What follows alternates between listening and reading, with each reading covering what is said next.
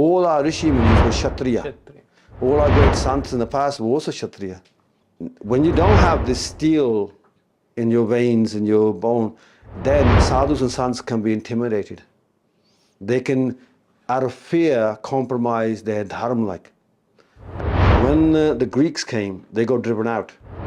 When the Saveta Huns came, they eventually got driven out. So Reverend Vaughan, 1876, writes this, and you will never hear this in Indian schools today like this. Reverend James Vaughan wrote of the heroic defense of India over the centuries by Hindus against Islamic invaders.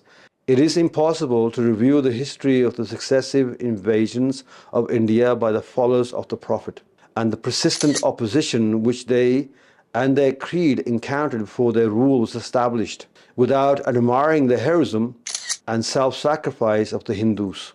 The wonderful ease and rapidity with which Mohammedanism spread itself over Syria, Persia, the north of Africa and Spain, overturning dynasties and abolishing national faiths, stands out in striking contrast to the slow and painful process by which it gained a footing in India.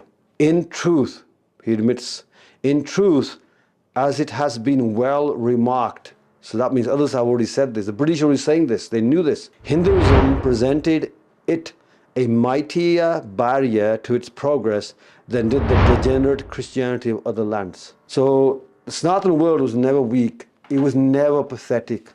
You got to understand that. And it has been resilient.